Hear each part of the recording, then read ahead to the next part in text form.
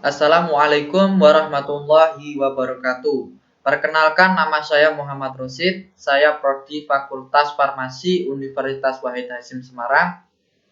Di sini saya akan menjelaskan bagaimana tutorial cara mengerjakan SPSS versi 20. Di sini saya sudah memasuki di SPSS versi 20 di variable view.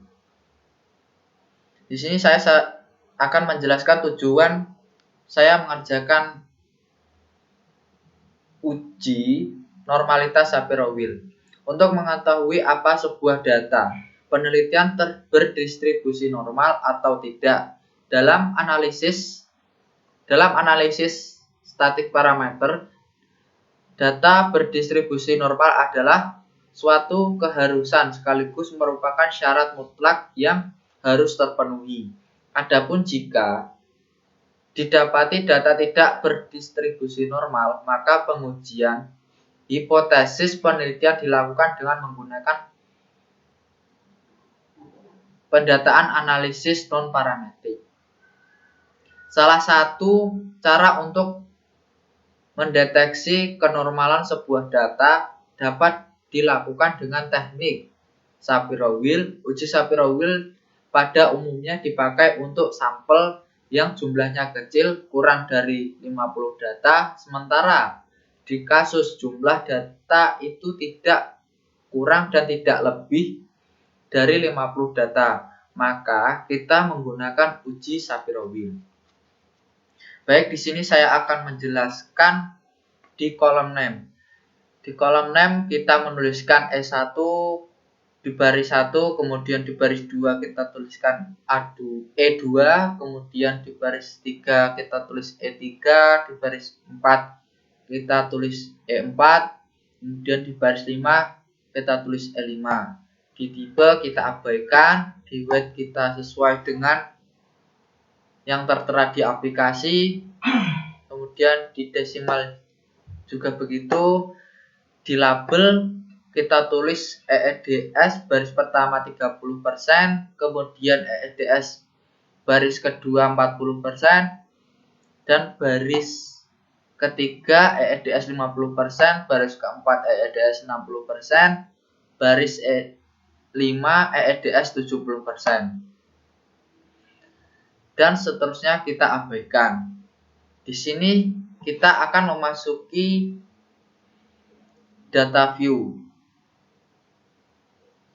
Di data view ini saya sudah menuliskan E1 di kolom E1 baris pertama itu 2,67, kemudian di kolom kedua E2 saya menuliskan baris ke-1 itu 4,21 sesuai di kasus, kemudian E3 itu saya menuliskan 6,23 di baris pertama, kemudian di kolom E4 kita menuliskan di baris pertama itu 8,71, di kolom E5 kita tuliskan 11,51 di baris pertama. Kemudian kita klik beralih kita akan menganalisis sebuah kasus, yaitu uji Shapiro-Wilk. Di sini kita klik analyze, kemudian kita klik analyze, kemudian kita klik deskripsi statis, kemudian kita klik export.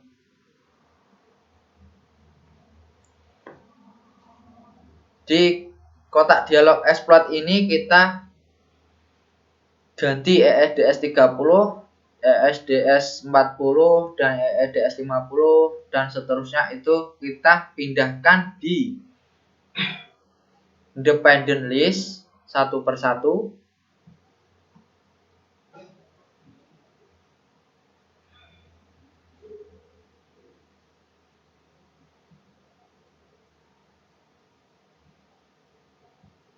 Kemudian di kotak display kita klik plots. Kemudian di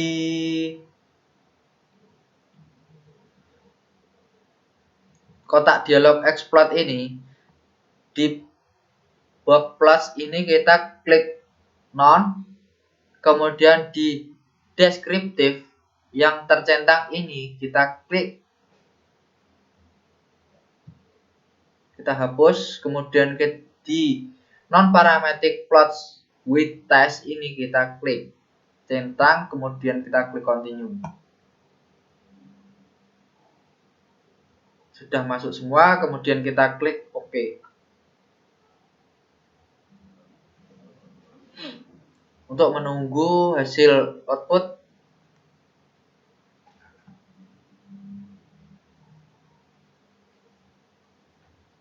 nah di sini sudah tertera hasil output dari uji normalitas Shapiro-Wilk. Dari data output yang kita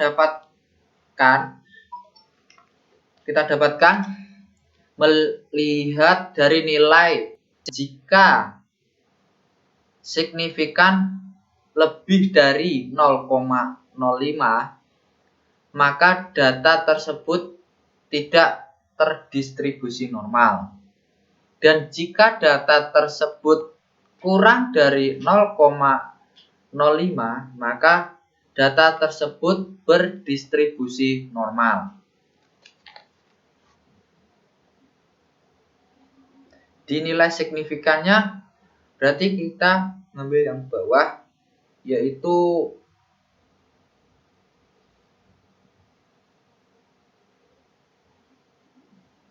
nilai signifikannya lebih dari 0,05, maka data tersebut tidak terdistribusi normal. Nah, sedangkan data yang kita peroleh itu lebih dari 0,05, maka kita lanjut ke pengujian homogenitas. Saya memasuki SPSS dan saya akan menjelaskan cara mengerjakan uji homogenitas. Pertama-tama kita memasuki di variabel view.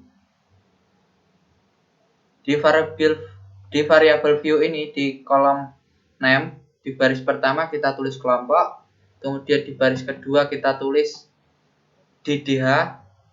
Nah, kalian tahu gak DDH itu apa? DDH itu yaitu diameter daya hambat. Saya singkat yaitu DDH. Kemudian di kolom tipe ini kita abaikan, di weight kemudian kita abaikan, di desimal. Nah, di desimal ini kita di baris pertama kita ganti desimalnya 0, di baris kedua kita desimalnya 2.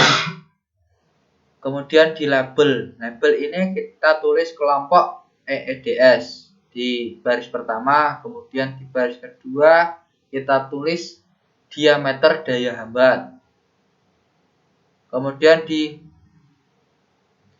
value kita tuliskan nomor 1 itu EEDS 30%, nomor 2 EEDS 40%, nomor 3 EEDS 50%, nomor 4 EEDS 60%, kemudian nomor 5 EEDS 70%. Kemudian kita klik OK. Measure-nya kita ganti scale, kemudian kita beralih di data view. Di data view ini kita menuliskan data pada yang ada di yang sesuai di kasus, yaitu yang pertama itu EEDS 30%, kemudian yang selanjutnya mengikuti. Kemudian kita klik analyze. Di analyze ini arahkan kursor ke deskripsi statis. Di deskripsi statis kita klik export. Nah, di sini saya sudah memasuki kotak dialog exploit. Di kotak dialog exploit ini Kelompok EEDS kita pindahkan di faktor list. Kemudian diameter daya hambat kita pindah di dependent list. Kemudian kita di kotak display ini kita klik blot. Kemudian di statis kita klik descriptive. Kemudian kita klik continue. Dan di kotak plots di kotak dialog export plus ini kita klik block plus itu non, kemudian di deskripsi tidak usah, kemudian di kotak ini kemudian kita klik power estimation dan kita klik continue.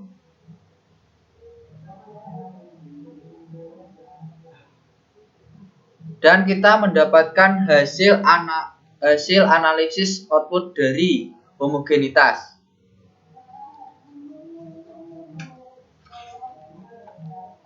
Nah, di sini saya akan menjelaskan hasil analisis homogenitas, yaitu berdasarkan hasil uji data yang diperoleh hasil based on main, signifikannya itu 0,040 yang lebih kecil dari 0,05, yang berarti varians kedua kelompok sama. Uji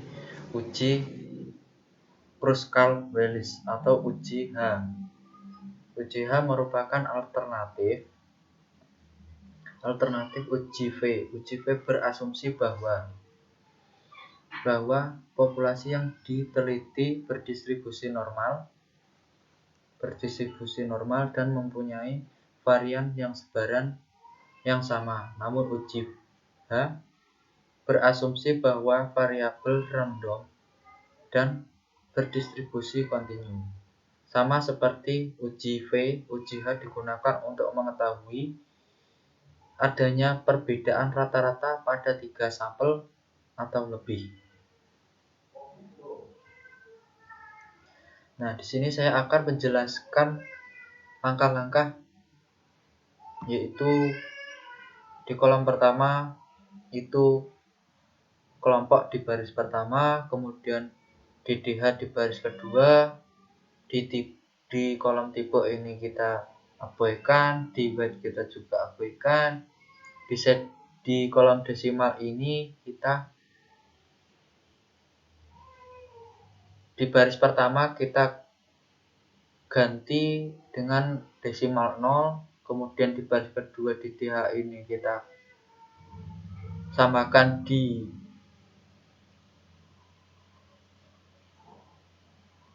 desimalnya 2, kemudian di label ini kita tulis kelompok EEDS, kemudian di baris kedua diameter daya hambat, di values ini kita klik, kemudian kita tulis yang pertama itu EEDS 30%, kemudian kedua itu EEDS 40%, ketiga EEDS 50%, keempat EEDS 60%. Dan yang terakhir itu EEDS 70%. Kemudian kita klik OK. Di measure ini kita ganti yang baris pertama itu kita klik nominal. Kemudian yang baris kedua itu kita klik scale. Nah, untuk melanjutkan kemudian kita beralih di data view. Di data view kita sudah menuliskan kelompok dan diameter daya hambat sesuai yang ada di kasus. Kemudian kita klik analyze. Kemudian kita klik non parametric test. Di non parametric test kita klik Lagrange dialog. Di Lagrange kolom dialog ini kita klik independent sample. Nah, di sini kita sudah memasuki kotak dialog independent sample. Yang pertama kita akan memasukkan kelompok EEDS itu kita masukkan di grouping variabel, kemudian di diameter daya hambat kita masukkan di test variable list, kemudian kita kembali di grouping variabel yaitu kelompok EEDS. Kita klik, kemudian kita klik define region. Kemudian di sini kan ini kan ada tulisan maksimum, minimum dan maksimum. Di minimum ini kita tulis 1 sesuai yang ada di kasus, itu kan ada 5. Minimumnya itu 1, maksimumnya itu 5. Kemudian kita klik continue. Dan jangan lupa kita klik juga tes tipe. Tes tipe ini kita klik sampai tanda centang kursal Wallis H, kemudian kita klik OK.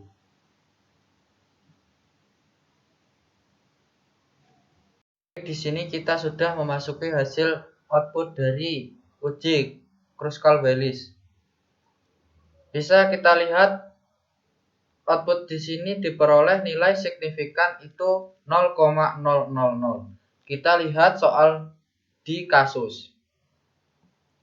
Berdasarkan hasil penelitian tersebut, ada perbedaan antara konsentrasi EEDS terhadap diameter hambat terhadap bakteri Staphylococcus aureus.